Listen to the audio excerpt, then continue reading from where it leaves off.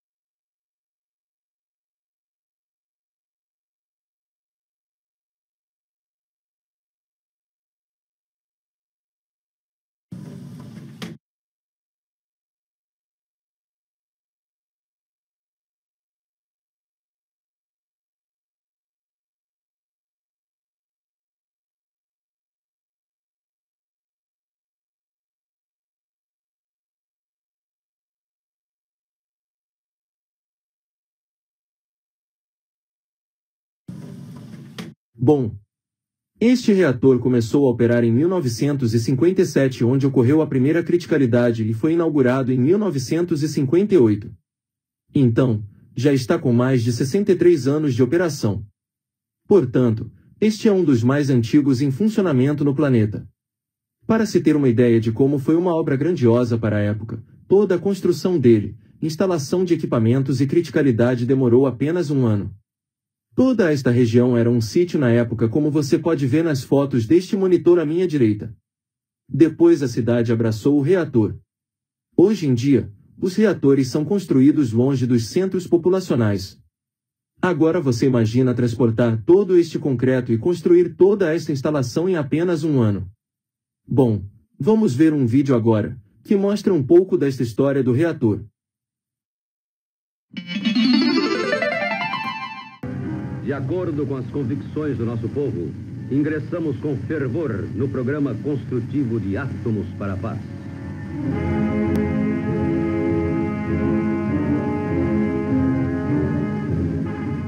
Numa das colinas da cidade universitária de São Paulo, ergue-se o primeiro reator atômico do Brasil.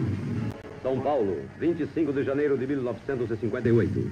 Com a presença do presidente Kubitschek, do governador Jânio Quadros e do almirante Otacílio Cunha, um gesto histórico põe em regime o primeiro reator atômico do Brasil.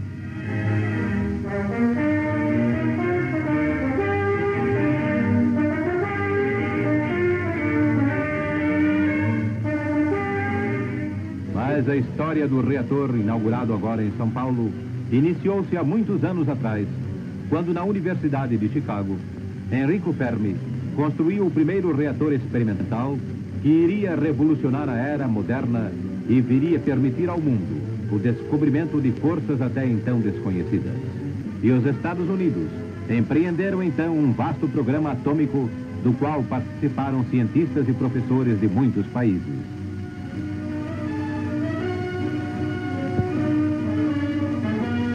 Com o término da guerra, lançaram-se os cientistas no campo das investigações para a produção de energia atômica, com fins industriais e pacíficos, liderando então os Estados Unidos as pesquisas atômicas em todo o mundo. E nas Nações Unidas, por intermédio do presidente Eisenhower, os Estados Unidos lançam o programa de Átomos para a Paz. O fato de termos começado mais cedo permitiu-nos acumular o que constitui hoje uma grande vantagem quantitativa. Has permitted us to accumulate what is today a great quantitative advantage. Todavia, o conhecimento agora possuído será partilhado por outras nações, possivelmente por todas as outras. The knowledge now possessed by several nations will eventually be shared by others, possibly all others. E no Brasil, cientistas, principalmente paulistas, que se vinham batendo pela estruturação num único organismo das atividades dispersas dos que trabalhavam no campo da física nuclear, conseguem, em 1956, criar o Instituto de Energia Atômica, que aproveitou a oferta do presidente Eisenhower de Átomos para a Paz e o oferecimento americano de 350 mil dólares de subvenção para a construção de um reator atômico. E vamos à obra.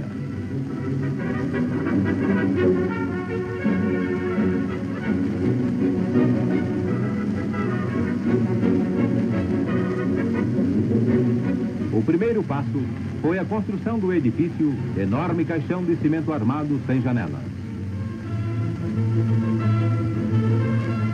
Dos Estados Unidos começaram a chegar as peças do reator.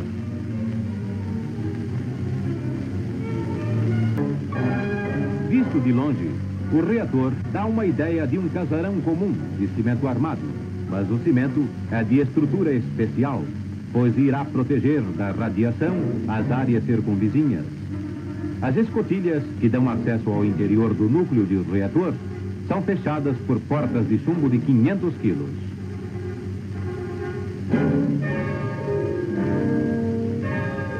E a piscina que abriga o núcleo, possuindo bordos de 2 metros de espessura e contendo na sua estrutura lâmina de aço de 2 centímetros, é terminada num prazo de 16 meses de trabalho. Enchem a piscina com 272 mil litros de água, de uma pureza inigualável. O máximo de impureza permitida é 1 grama para cada 1 milhão de litros d'água.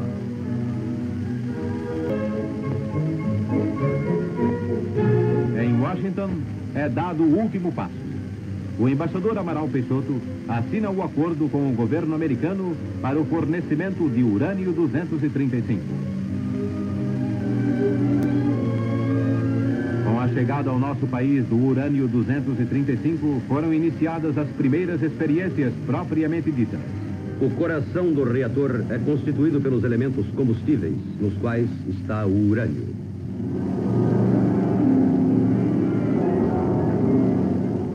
O reator experimental de São Paulo é do tipo piscina. Cabe à água o papel de efetuar a blindagem das radiações.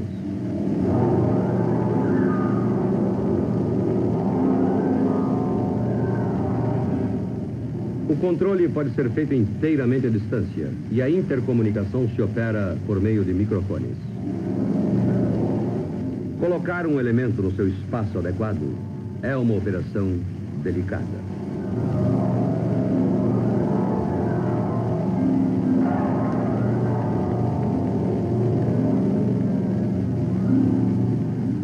Este quadro, por assim dizer, faz a cada instante o inventário do núcleo do reator.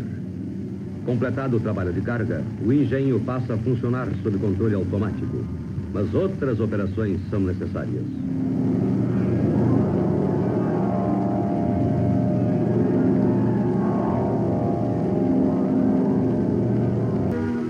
O professor Marcelo Damide Souza Santos, responsável pela construção e operação, faz funcionar o reator que permite ao Brasil ingressar de fato na era atômica.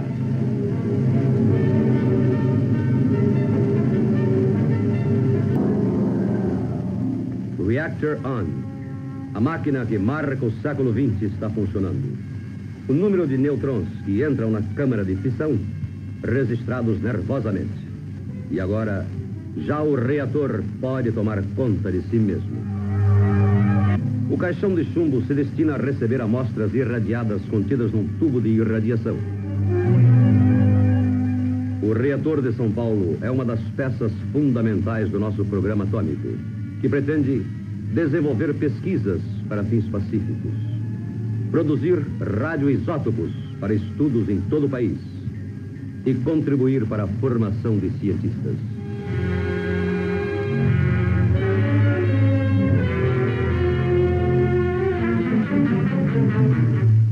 Os sábios consideram os radioisótopos o mais importante auxiliar das pesquisas médicas depois do microscópio. Einstein descobriu novamente o mundo quando provou através de uma equação que a energia e a matéria são a mesma coisa. O Brasil ingressou na fase positiva das experimentações que decorrem da ciência nuclear. Seus resultados se aplicam à medicina, à agricultura e ao conhecimento de uma fonte fantástica de energia.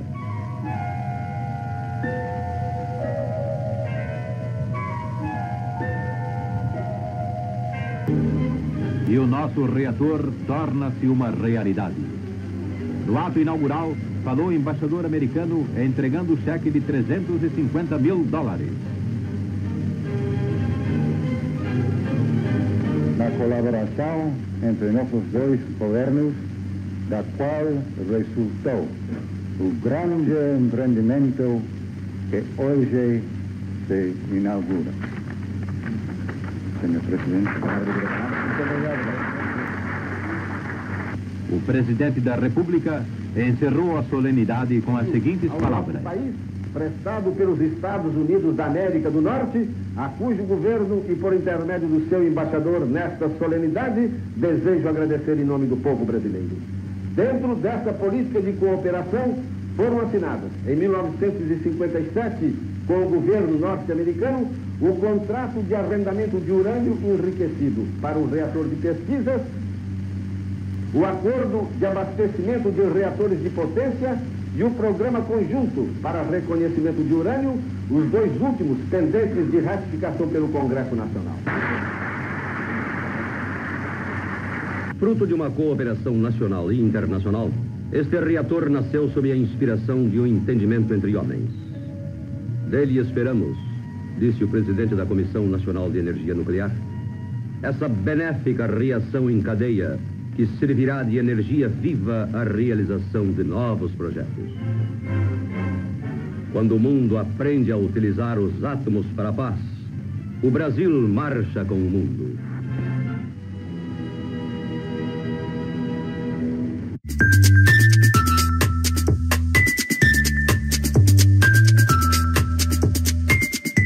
Bom, então vou explicar para vocês como que o reator funciona. Eu não sei se vocês lembram da época do colégio, que o átomo é formado por um núcleo com nêutrons e prótons e os elétrons que giram em torno desse núcleo. Na natureza nós temos cerca de 92 elementos químicos, e dentre eles existe o urânio. O urânio é encontrado na natureza sob duas formas, o urânio-235 e o urânio-238. Qual seria a diferença entre eles? Quimicamente eles reagem iguais, porém fisicamente eles são diferentes. Por quê?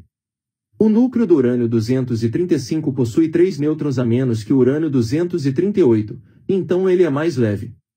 Outra característica física do urânio-235, que é a que interessa pra gente, é que, se ele for bombardeado por um nêutron, que é uma partícula que não tem carga, ele acaba se dividindo em outros dois elementos com número atômico menor. Esse fenômeno nós chamamos de fissão nuclear. E o que é que sai do rompimento desse núcleo? Automaticamente é liberada uma grande quantidade de energia em forma de calor, e cerca de 2 ou 3 nêutrons rápidos são liberados também. Bom, estes por sua vez, também encontram outros núcleos de urânio-235, e vão provocar novas fissões. Então em um primeiro nível teremos uma fissão para cada um desses 3 átomos, e que liberarão mais 3 nêutrons cada um, que geram mais 9 fissões e mais energia. Novamente, estes por sua vez, vão gerar mais 3 nêutrons cada, totalizando 27 nêutrons e mais energia, ou seja, se eu não controlar isso, eu vou ter uma reação em cadeia, exponencial, uma liberação de energia muito grande em um curto espaço de tempo. Isso caracteriza o quê? Uma explosão. Bom, é assim que a bomba atômica funciona. Já, para ter um reator, você tem que controlar essa reação em cadeia. De que maneira podemos fazer isso? Retirando o excesso de nêutrons que provoca estas fissões, e controlando assim a velocidade desta reação. A natureza é sábia, e nela encontramos um elemento químico chamado cádmio que tem uma afinidade com nêutrons, ou seja, ele vai absorver o nêutron sem sofrer fissão, controlando assim a velocidade desta reação. Então, simplificando, o reator nada mais é que um equilíbrio entre o urânio que está sofrendo fissão, e o cádmio que controla essa fissão retirando nêutrons da reação. Ok? Tudo bem? Dúvidas?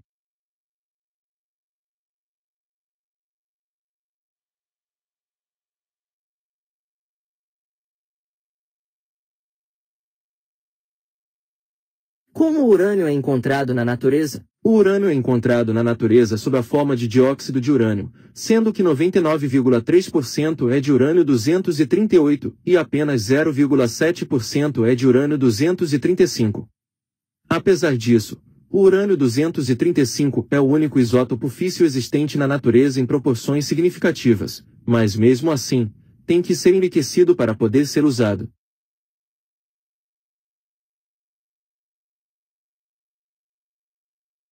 O que é enriquecimento de urânio? Para que o reator funcione, é necessário aumentar a porcentagem de urânio-235 no elemento combustível. Assim, o urânio passa por um processo que visa aumentar a quantidade de urânio-235 em relação à quantidade de urânio-238. Isto é feito utilizando-se diversas centrífugas de alta rotação em cascata, que separa o urânio-235 para depois concentrá-lo, enriquecendo assim o material com a porcentagem desejada.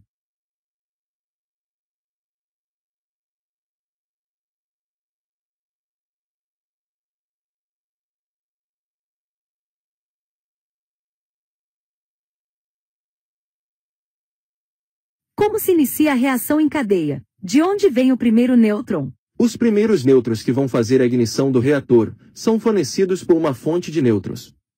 Estas fontes são feitas geralmente de berílio. O berílio é um elemento bem leve que, quando recebe radiação gama de determinada energia, de uma fonte gama, ele passa a emitir nêutrons. Um outro tipo de fonte de nêutrons, que por sinal é caríssima, é feita de califórnio. Bom, dito isto, nós temos dois tipos de reatores, os reatores de potência e os de pesquisa. Para um reator de potência, como o de Angra 2, interessa a energia em forma de calor que está sendo liberado. Esse calor é utilizado para gerar vapor que vai girar as turbinas para a geração de energia elétrica. Já em um reator de pesquisa, o que interessa para a gente é justamente o fluxo de nêutrons gerados. Por quê? Bom, os nêutrons vão ser utilizados para provocar reações nucleares em outros materiais, que por sua vez vão ficar radioativos e vão ser utilizados ou na indústria, ou na medicina ou para pesquisa. Então, por exemplo, eu posso colocar cobalto neste fluxo de nêutrons e esse cobalto vai se transformar em um cobalto radioativo, e poderá ser usado para fazermos, por exemplo, gammagrafia. Ou também, ele pode ser usado para esterilização de material cirúrgico, esterilização de embalagens na indústria farmacêutica e preservação de alimentos. Ou ainda, por exemplo, eu posso colocar fio de irídio 192 neste fluxo de nêutrons e ele vai se transformar em um material radioativo e depois vai ser usado para fins médicos e para destruir tumores. Simples, né? Perguntas? Qual a potência do reator? O IEA-R1 pode atingir 4,5 watts de potência térmica. Angra 2, por exemplo, tem 1.200 megawatts de potência elétrica, ou seja, isso é 1/3 da potência térmica que ela produz. Tem mais algum elemento que pode ser irradiado além do cobalto? Sim, por exemplo temos o samário, que é usado para tirar a dor e dar conforto aos pacientes terminais de câncer. O samário se liga às terminações nervosas dos nervos e tira a sensação de dor. Também tem o iodo, que é usado para fazer iodoterapia no tratamento de câncer de tireoide. O que é gammagrafia? Gammagrafia é uma técnica muito utilizada na indústria e construção. A gammagrafia é uma radiografia obtida através de raios gama. Por meio deste processo, pode-se detectar defeitos ou trincas no corpo das peças, em soldas ou tubulações, por exemplo. Só que, neste processo todo, tem alguns complicadores, que são estes átomos que surgem da quebra do núcleo urânio, chamados de produtos de fissão, que são radioativos. É como se fosse uma sobra da fissão. Então, aqui neste nosso exemplo, formam um bário e um criptônio, átomos com núcleos mais leves. Depois, na próxima fissão, formam um xenônio e um estrôncio. Estas formações são meio estatísticas. Nesse processo, existe a produção de cerca de 30 produtos primários de fissão, com meias-vidas que variam de 30 segundos, como o ródio 106, até 30 anos como o césio 137. O grande problema desses produtos de fissão, além de serem radioativos, é que eles liberam calor. Em um reator de pesquisa, a potência é tão baixa que a própria convecção natural da água da piscina consegue retirar este calor e fazer esta refrigeração. No reator de potência não, o calor gerado é tão grande que é preciso bombas elétricas de água, para conseguir retirar todo esse calor que é gerado. Tranquilos? Dúvidas? O que é a meia-vida de um elemento radioativo? Meia-vida é o tempo necessário para que metade do número de átomos de um isótopo radioativo, presente em uma amostra, desintegre-se.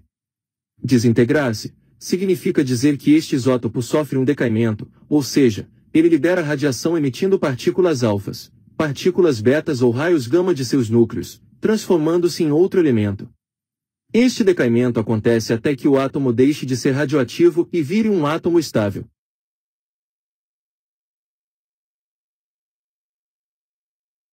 O que são partículas alfa, partículas beta e raios gama? A partícula alfa é constituída de 2 prótons e 2 nêutrons, exatamente como o núcleo de um átomo de hélio. Quando um núcleo instável emite uma partícula alfa, ele se transmuta em outro elemento com um número atômico 2 unidades menor. Quanto à partícula beta, é uma partícula com massa desprezível e com carga elétrica negativa, como os elétrons. Quando um núcleo instável tende a se rearranjar para adquirir estabilidade, um nêutron pode se decompor em um próton, um neutrino e um elétron. O próton permanece no núcleo, transmutando o átomo em outro elemento, e o neutrino e o elétron, que é a partícula beta, são emitidos pelo núcleo. Já a radiação gama é formada por fótons de altas energias e frequências que são emitidas no decaimento. Trata-se de uma radiação ionizante e com alto poder de penetração. Qual o destino dos produtos de fissão? Os produtos de fissão ficam dentro do elemento combustível. Estes, por sua vez, são guardados dentro da piscina do reator para que sejam refrigerados e não vazem, até que o governo brasileiro defina seu destino.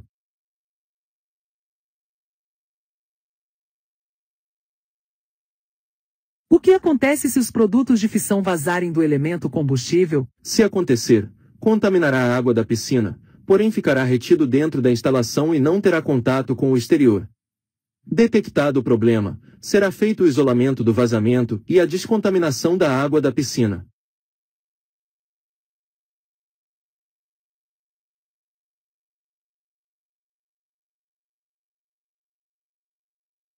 Bom, o urânio é colocado em dispositivos que a gente chama de elemento combustível.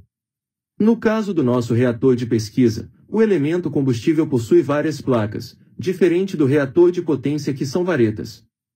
E dentro destas placas é que está o urânio. Então, se eu pegar uma placa dessa e fizer um corte, eu vou ver aqui no meio um composto de siliceto de urânio e em volta um encamisamento de alumínio. Este encamisamento de alumínio é que vai impedir que os produtos de fissão, principalmente alguns que são gasosos, saiam de dentro do elemento combustível e contaminem a água da piscina do reator. Vários destes elementos combustíveis são montados em uma placa matriz, e a água passa entre as placas para retirar o calor que é gerado quando o reator está funcionando. Então, aqui eu tenho um mapa do núcleo do reator. Cada quadradinho desse é um espaço para colocar um elemento combustível. Dos 25 espaços aqui, 20 são para montar os elementos combustíveis com urânio, e 4 são para as barras com cádmio, que chamamos de barras de controle, sendo que 3 barras destas são de segurança e uma barra que faz o controle da reação absorvendo nêutrons. A queda de uma barra já é suficiente para desligar o reator, mas por segurança temos 4 barras. Em volta nós temos os refletores que podem ser de grafite ou de berílio, cuja função é manter os nêutrons circulando dentro do núcleo.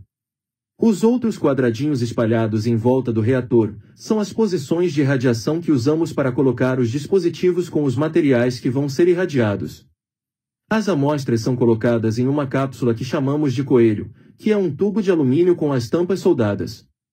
O motivo de serem feitas de alumínio é porque o alumínio é transparente para os nêutrons, permitindo que eles passem e irradiem o material que está dentro. Então, imagine que quando o reator está funcionando, estão ocorrendo fissões nesta região do núcleo e tem nêutrons viajando para todas as direções. Cada posição desta recebe uma quantidade de fluxo de nêutrons que é medida e conhecida previamente. Assim, podemos saber quanto tempo naquela posição o material deve ficar sendo irradiado para ficar com a atividade desejada para a produção de radioisótopos. Estes mapas aqui mostram a quantidade de nêutrons que cada cápsula com material a ser irradiado vai receber, de acordo com a posição dele na matriz e com o sentido, horizontal ou vertical dentro do elemento de alumínio. Ok? Tudo bem? Dúvidas? Onde é produzido o elemento combustível? Toda a produção dos nossos elementos combustíveis é feita aqui mesmo no IPEM. Qual a porcentagem de urânio 235 utilizada no reator? Para o reator de pesquisa, é utilizado 20% de urânio enriquecido. Este é o máximo que é permitido utilizar por causa dos tratados de não proliferação nuclear. Para nossa finalidade, que é gerar uma grande quantidade de fluxo de nêutrons, esta porcentagem é necessária. Já em um gerador de potência como o de Angra são utilizados somente 4,5% de urânio enriquecido.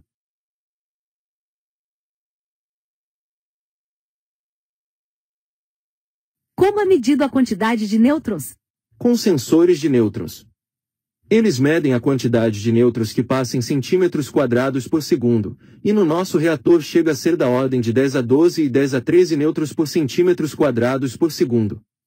Pode parecer alto, mas reatores mais novos chegam a produzir um fluxo da ordem de 10 a 15 nêutrons por centímetros quadrados por segundo.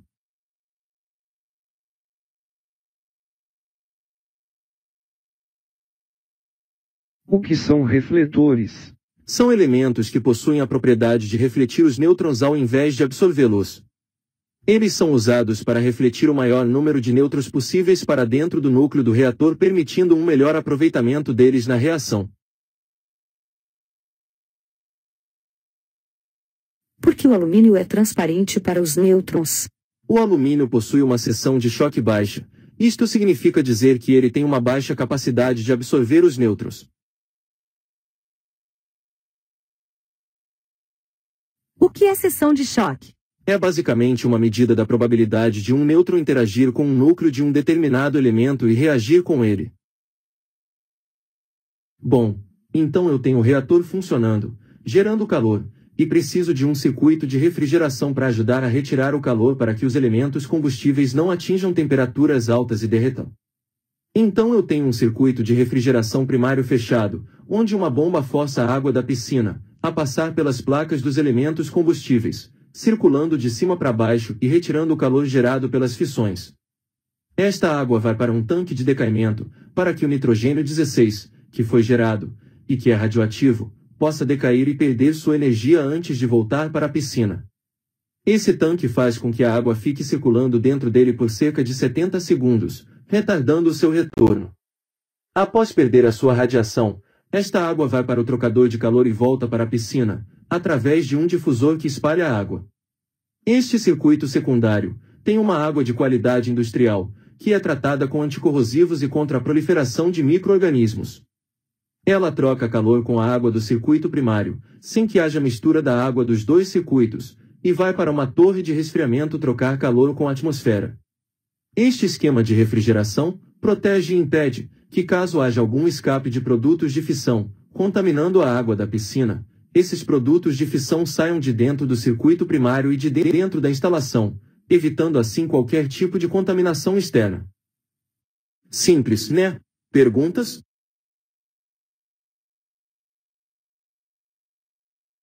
O que é nitrogênio 16? O nitrogênio 16 é formado quando o oxigênio da água recebe um nêutron, o qual vira um próton, transmutando o oxigênio em nitrogênio 16.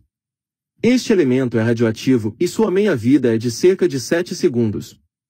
Seu decaimento acontece emitindo partículas beta e raio gama, voltando a se transformar em oxigênio em depois de 10 meias-vidas, ou seja, depois de 70 segundos.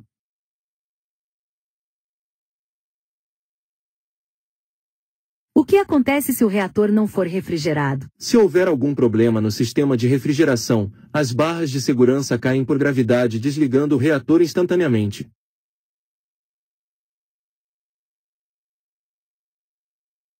Qual é a temperatura da água nesta troca de calor?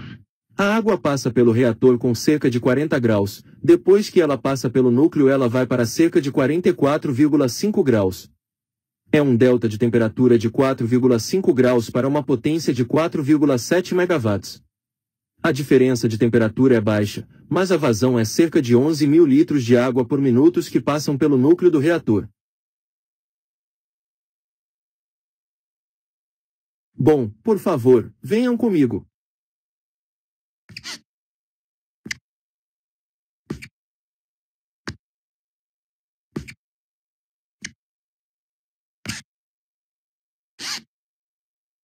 Bom, este daqui é um reator de pesquisa do tipo piscina. O elemento combustível é do tipo de placas paralelas, e essa é a maquete do reator que fica atrás daquela parede do corredor. A piscina do reator IAR-1 tem 3 metros de largura por 10,5 de comprimento, e tem 9 metros de profundidade. Isso dá aproximadamente 273 metros cúbicos de água desmineralizada, ou seja, água pura, pois não podemos ter impurezas na água, senão elas ficam radioativas. Por isso, a água é constantemente filtrada, passando por um sistema de tratamento com filtros de troca iônica. A água da piscina não serve apenas para refrigerar o núcleo, os 7 metros da coluna de água também serve de blindagem da radiação, de forma que quem está no nível da piscina fica protegido. A água da piscina também tem outra função importante para as fissões do núcleo. Ela serve de moderador dos nêutrons. Bom, mas o que seria isto? A água possui uma seção de choque que permite que os nêutrons rápidos, de alta energia, sejam desacelerados até um nível de energia que provoca a fissão do núcleo do urânio-235. Como vocês podem ver aqui na maquete, temos a blindagem biológica, que são as paredes da piscina com 2 metros de espessura de concreto de alta densidade. Podemos ver aqui também o núcleo do reator que fica situado a 7 metros de profundidade e é sustentado por uma treliça de alumínio. No núcleo do reator nós temos 24 elementos combustíveis de urânio, 4 barras de controle de cádmio, cerca de 35 elementos refletores de grafite ou berílio e 10 posições para irradiação de amostras como já explicamos. Tudo isso, encaixados em uma matriz de alumínio. É um reator bastante versátil, de forma que toda esta treliça de alumínio pode ser deslocada para outras posições na piscina. Estes tubos que você está vendo que atravessam a parede da piscina são chamados de pinholes, ou tubo de feixes. São tubos vazados, utilizados para transportar parte dos nêutrons gerados no reator até o outro lado da parede da piscina, onde está localizado o laboratório de física nuclear, onde são feitos diversos experimentos utilizando estes nêutrons, tais como tomografia e difração com nêutrons. Do outro lado da piscina, nós temos um espaço para estocagem onde temos as posições para armazenar os elementos combustíveis que já foram queimados. Assim, os produtos de fissão podem ser constantemente resfriados com segurança. Os elementos combustíveis são utilizados até um grau de 50%, pois o uso acima de 50% não é recomendado pelo fabricante. Tranquilos? Dúvidas? E se cair alguma coisa na piscina? Se cair um celular, por exemplo, o reator é desligado e o objeto é retirado por cima da piscina, com o auxílio de varas equipadas com garras nas pontas. Para que serve a água da piscina? A água da piscina exerce 3 funções importantes. A primeira função dela é agir como moderador dos nêutrons, ou seja, ela desacelera os nêutrons para um nível de energia que permite provocar a fissão do urânio-235. A segunda função é servir como refrigerante, retirando o calor do reator. E a terceira função é servir de blindagem, para que a radiação não chegue até a superfície da piscina. Como funcionam estas barras do reator? Como eu falei, temos 4 barras, 3 de segurança e 1 de controle. Então, no caso das 3 barras de segurança, elas servem para desligar o reator caso aconteça algum problema. A barra de controle serve para controlar a reação em cadeia e manter o reator funcionando dentro da potência esperada. Como são trocados os elementos combustíveis? Toda a manutenção dentro da piscina ou troca dos elementos combustíveis é feita por fora da piscina com hastes que possuem garras. Quando não é possível enxergar direito lá embaixo, utiliza-se uma câmera de vídeo que tem zoom, e tem uma boa resolução. Embora não seja resistente à radiação, tem um custo pequeno, caso ela sofra algum dano.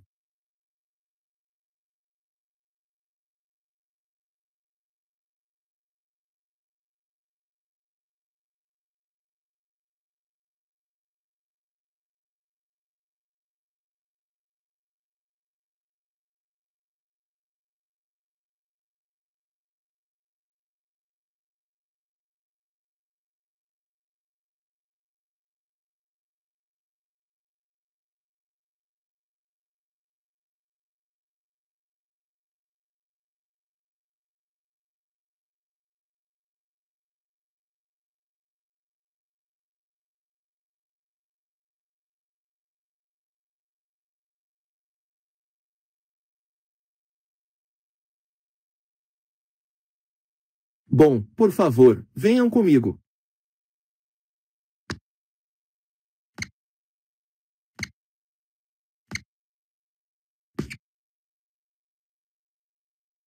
Bom, esta é a foto da inauguração do reator. É uma foto histórica, com o presidente Juscelino e o governador Jânio Quadros em frente à primeira mesa de controle. E aqui, nós temos uma maquete da primeira mesa de controle com os instrumentos totalmente analógicos. Neste tempo ainda usava-se válvulas ao invés do transistor. E logo ali, temos uma foto de toda a equipe técnica ao redor da piscina do reator em comemoração aos 60 anos do reator.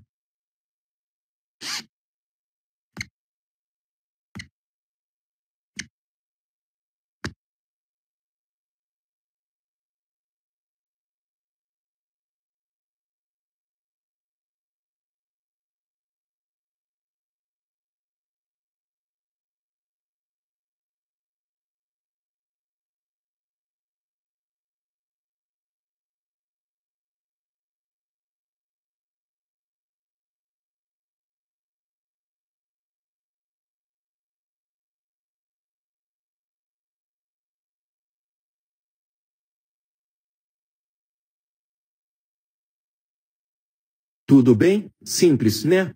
Perguntas? Esta barra maior é um elemento de irradiação. É utilizada para se colocar um coelho, com uma amostra, para que essa possa ser irradiada, pendurando-a em posições na lateral da piscina do reator. Esta aí é a barra de segurança ou controle. Ela é feita de alumínio e cádmio. Sua função é controlar a população de nêutrons no reator mantendo a reação sob controle. É ela também que é responsável por desligar o reator, retirando e absorvendo todos os nêutrons, interrompendo assim a reação em cadeia.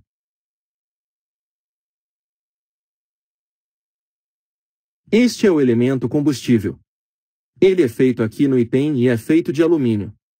Dentro dele existem 18 placas planas também de alumínio, e dentro de cada placa dessa tem um composto de sileceto de urânio enclausulado, cada uma com 10 gramas de urânio 235. Bom, por favor, venham comigo.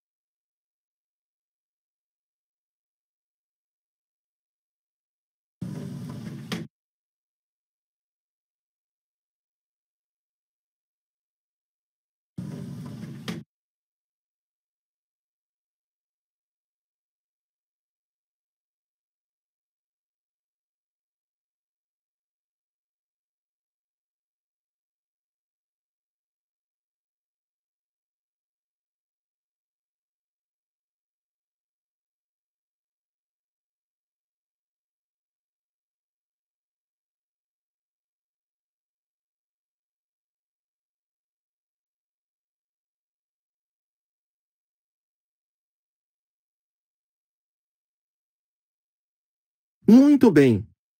Estamos na sala de controle do reator. Aqui é onde monitoramos através destes aparelhos toda a operação e segurança do reator. Cada rack tem uma função. Por exemplo, no primeiro rack do lado direito, temos os monitores de área, que monitoram o nível de radiação em diversos lugares do prédio, inclusive dos dutos de ventilação. Se algum destes sensores acusarem alguma medida acima da permitida, o alarme é disparado imediatamente. No segundo hack conseguimos monitorar e controlar o sistema de tratamento de água da piscina e o retratamento da água também. Já no terceiro hack temos o controle e monitoramento da pressão negativa da área quente, que é o saguão da piscina, e da área fria, que é o corredor e sala de controle. Já no quarto hack temos o controle e monitoramento das válvulas do sistema de refrigeração, tanto a perna fria como a perna quente. Os hacks do outro lado controlam coisas como o sistema pneumático de radiação de amostras, as portas dos bens holes e diversos sensores de temperatura da piscina do reator. Por fim temos a mesa de controle do reator, que é responsável pela operação do reator. Bom, agora sente-se por favor, na cadeira da mesa de controle e vamos ligar o reator. Sentei, e agora, o que eu faço? Clique na mesa de controle para acionar o painel de comando.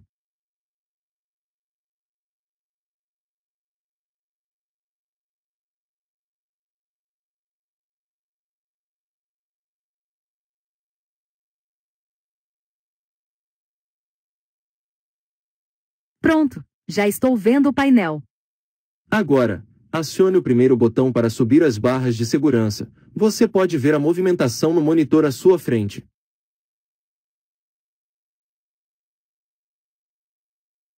As barras de segurança já subiram. Agora vamos subir a barra de controle até metade da altura e dar ignição no reator com o primeiro nêutron. Acione o segundo botão. Que legal, que luz bonita. O reator está agora a meia potência. Acione o terceiro botão para subirmos a barra de controle até a posição de operação para atingirmos 4,5 MW. Nossa, a luz ficou mais forte. Sim, este é o efeito Cherenkov. Agora acione o quarto botão para que a barra de controle entre no modo automático e mantenha a potência do reator em 4,5 MW, oscilando para cima e para baixo para manter a reação estável. Fascinante. Agora que o reator está ligado, vamos até a sala da piscina do reator para ver de perto. Me acompanhe, por favor.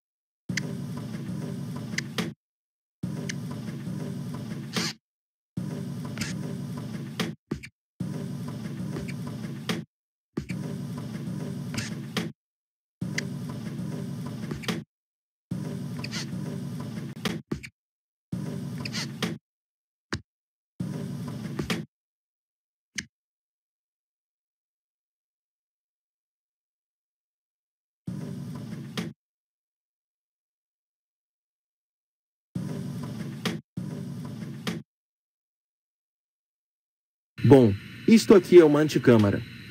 A gente abre uma porta, e para conseguir abrir a outra porta você precisa fechar a que você abriu, então você sempre tem uma porta fechada para entrar ou sair do reator.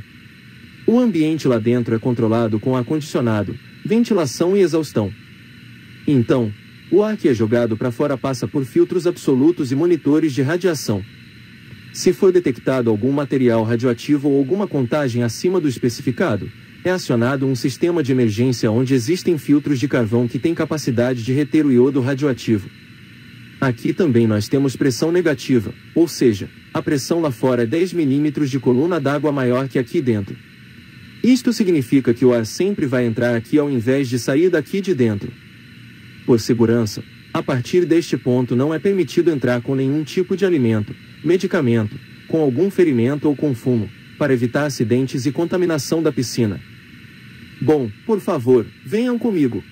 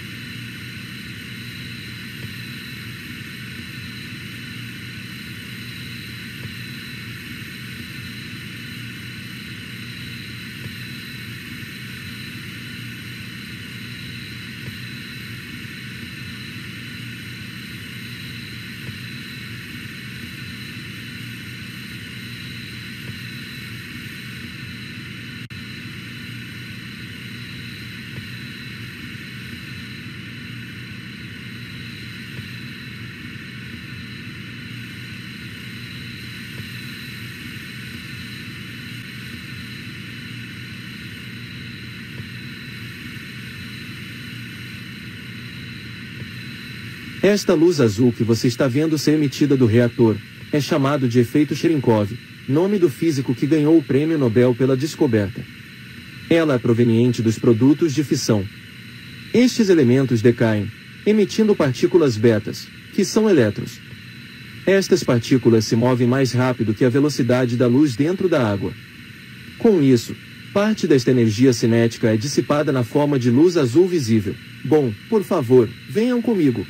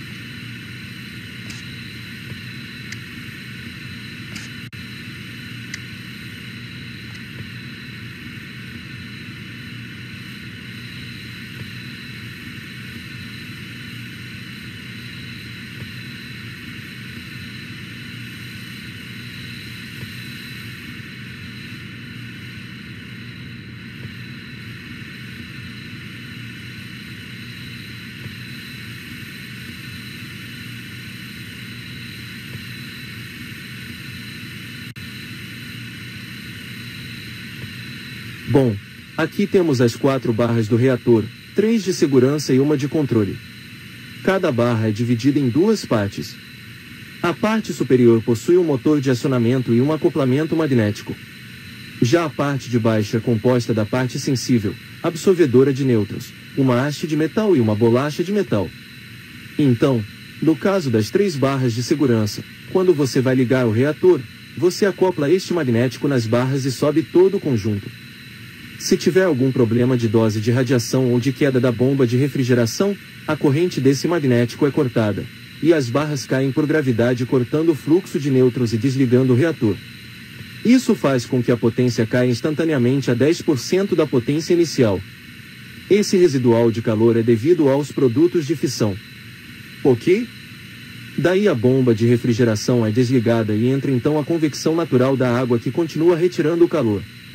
A barra de controle, quando o reator vai ligar, sobe apenas até a metade aproximadamente, e fica oscilando para cima e para baixo para manter a potência de acordo com o que foi ajustado. Também temos aqui os sensores de nêutrons que enviam informações para a mesa de controle fazer a leitura e regular a posição da barra. Bom, agora você pode explorar a sala do reator para conhecê-la melhor. Quando quiser ir embora ou fazer alguma pergunta é só vir até mim.